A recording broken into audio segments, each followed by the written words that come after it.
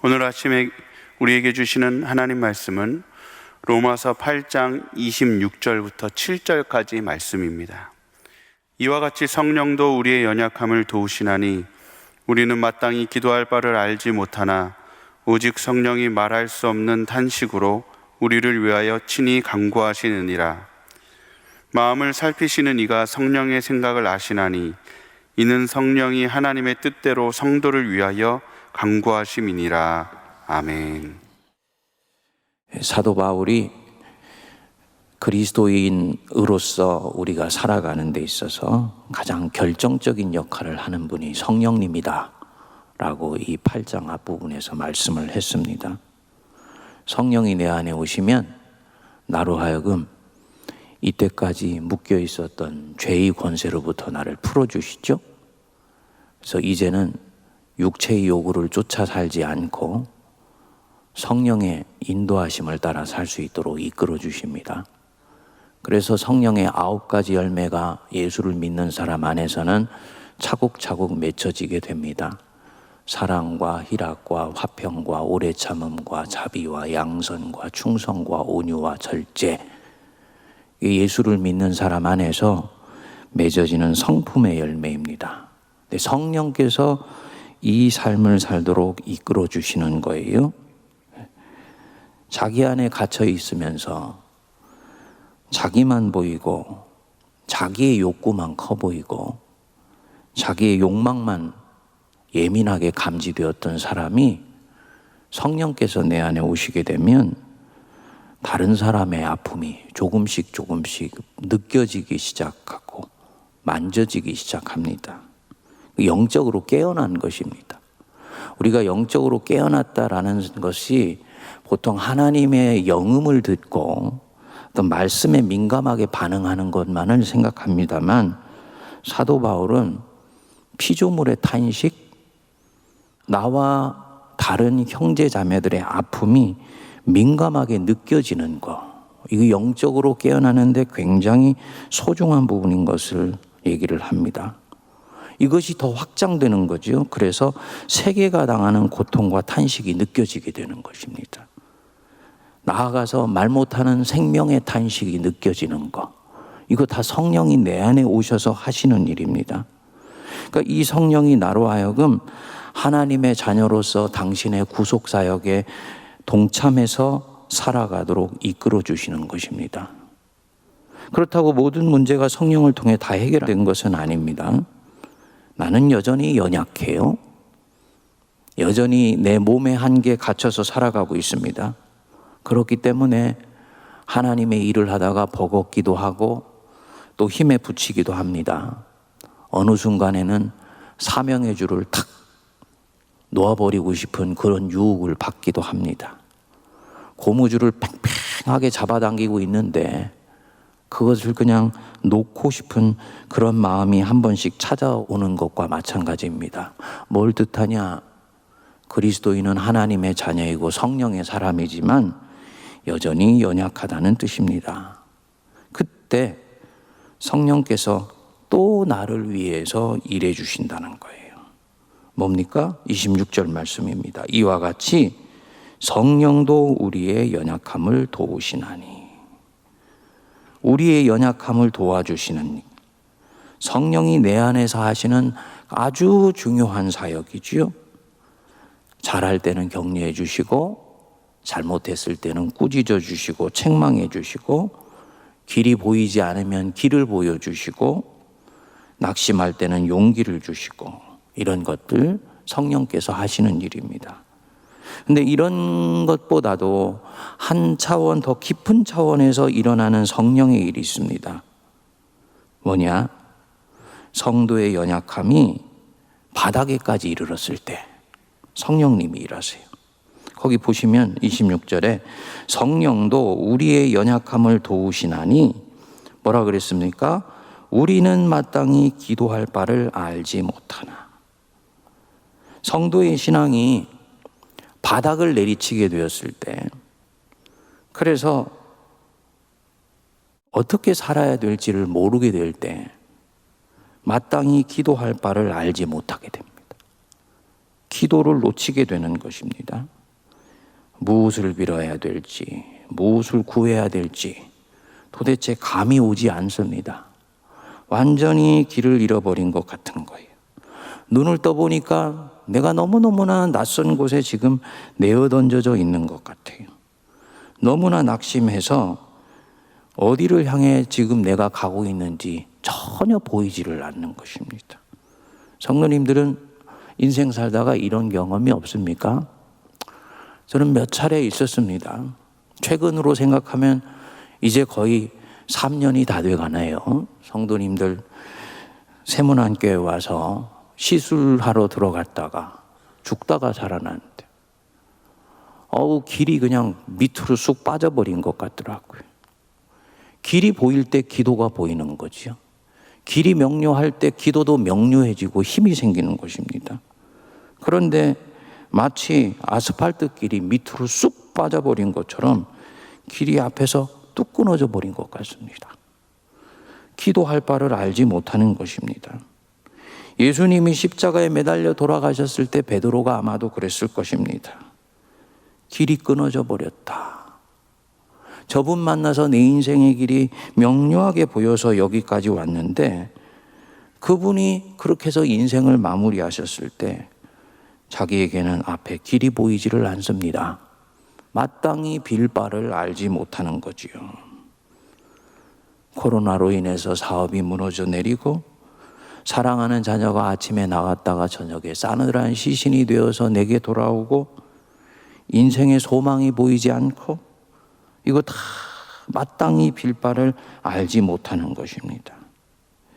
근데 이런 부분만 있는 것이 아니에요. 지금 이 8장의 전체 큰 흐름상에서 보면 성도가 마땅히 빌 바를 알지 못할 때는 이런 개인적인 부분만 있는 것이 아니고 하나님의 더 크신 사역 안에서 더 큰 그림 안에서 성도들이 길을 가고 있다는 것을 우리가 생각해 보면 성령께서 내 안에서 하시는 일, 마땅히 빌 바를 알지 못한다. 더 큰 사역 안에서 성도의 연약함을 얘기를 하는 것입니다. 연약한 사람으로서 하나님의 사명을 감당한다. 그리스도인으로서의 사명을 감당한다. 피조물의 고통과 탄식에 참여하는 삶을 살아간다. 하지만 세상은 조금도 움직이는 것 같지 않습니다. 내가 아무리 애쓰고 노력을 해도 세상은 여전히 자기의 길을 가고 있는 것 같아요. 그 세상에 타격을 받게 되지요. 지쳐 나가 떨어지게 됩니다. 엘리야 같은 사람이 그 바알과 아세라 750명을 갈멜산 전투를 통해서 꺾어 무너뜨렸다고 생각을 했는데 세상은 조금도 바뀐 것 같지 않았어요. 이세벨이 자기를 죽인다라고 하는 말을 들었을 때 삶이 완전히 무너져 내려버리는 것 같았습니다. 마땅히 기도할 바를 알지 못하는 것입니다. 피조물의 아픔과 탄식에 참여해서 일을 하지만 세상은 조금도 바뀌지 않는 것 같으니까 너무너무나 지쳐 돕는 이도 없고 세상은 나아지는 것 같지 않습니다. 이때 내 안에 낙심이 찾아온다는 거예요. 그러니까 사도 바울이 우리가 마땅히 빌 바를 알지 못한다 이 말은 성도가 자기 자신이 가지고 있는 몸의 연약함 때문에 지쳐서 빌 바를 알지 못하는 것, 그리고 하나님의 위대하신 사명에 초대받아서 신이 나서 내달려갔지만 세상은 눈에 보기에는 조금도 바뀌지 않는 것 같아요. 그것 때문에 결국은 지쳐 나가 떨어져서 마땅히 빌 바를 알지 못하는 일이 생긴다는 것입니다. 이때 성령께서 내 안에서 하시는 일이 있습니다. 성령이 말할 수 없는 탄식으로 나를 위하여 친히 간구해 주신다. 성령이 나를 위해 탄식해 주세요. 나는 빌 바를 알지 못합니다. 언어를 잃어버렸습니다. 내 의식 세계 속에서는 무엇을 빌어야 될지 이제는 알지 못하겠습니다. 그런데 그것이 끝이 아니다라는 거지요. 의식 저 밑바닥에서 성령이 나를 위해서 이제 탄식해 주신다. 성령이 말할 수 없는 탄식으로 우리를 위하여 친히 간구해 주시느니라. 내 기도가 놓쳐진 순간, 내 기도를 나는 유실해 버린 순간, 이제는 누가 기도해 주십니까? 성령이 내 안에서 나를 위해 기도해 주십니다. 굉장히 은혜로운 대목이고 신비스러운 대목이지요. 여러분, 이 간구, 친히 간구하시는 할때 이 성령의 간구, 이거는 기도를 넘어선 기도예요. 기도를 초월한 기도입니다. 기도를 뛰어넘은 기도예요. 빌바를 알지 못할 때 나는 기도를 완전히 놓쳐버렸습니다. 그런데 성령님은 내 안에서 계속 일하십니다.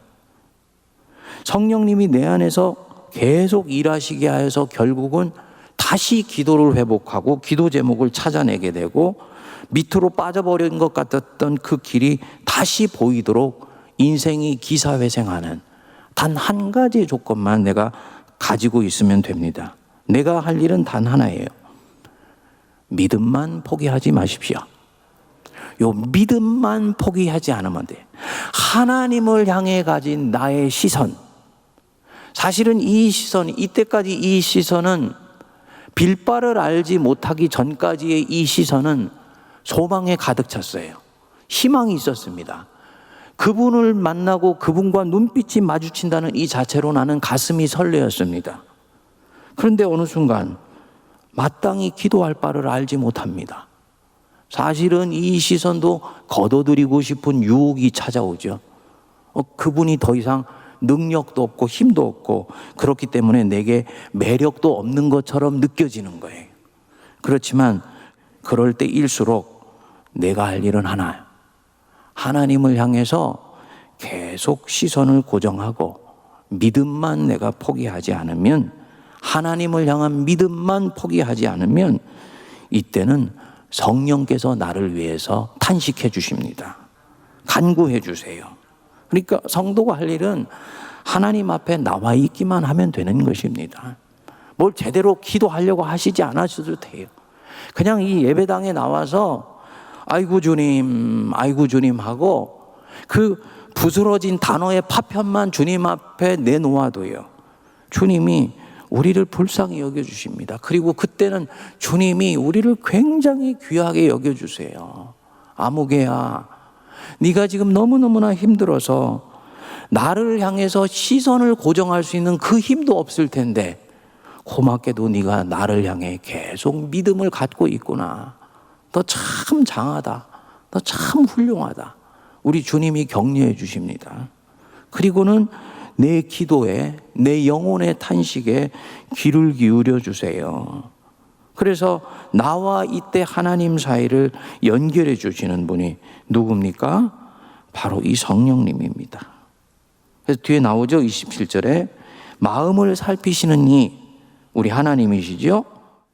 기도할 바를 알지 못하고 이성으로 기도할 논리 전개를 찾지 못하지만 하나님은 그럼에도 불구하고 계속 내 마음을 살피신다. 서치어라고 돼 있습니다. 영어 성경에는 보면은 대문자로 세워 있어요. 하나님이 찾아오셔서 내 마음 구석구석에서 일어나는 일을 샅샅이 지금 들여다보신다는 것입니다. 도와주고 싶으셔서 그러는 거지요. 그런데 이때 내 깊은 곳에 성령께서 내주하시면서 나를 위해서 탄식하시는 그 소리를 성부께서 딱 들으셨을 때, 그래, 사랑하는 내 자녀, 내 아들, 딸, 이 부분을 지금 간구하고 있구나 생각하시면서 성령이 빌어주시는 그 생각을 따라서 나의 길을 이끌어 주시는 것입니다. 얼마나 묵상하면 감사하고 은혜가 되는지 모릅니다. 그래서 하나님이 이 성령의 생각을 아시고 내게 찾아오셔서 역사해 주시고 이끌어 주신다.